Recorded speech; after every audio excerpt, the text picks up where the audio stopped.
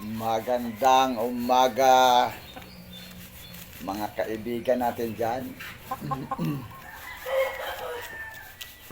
Ito talagang dahilan guys bakit hindi tayo nakapagbigay ng lahi ni Tanaka na platform.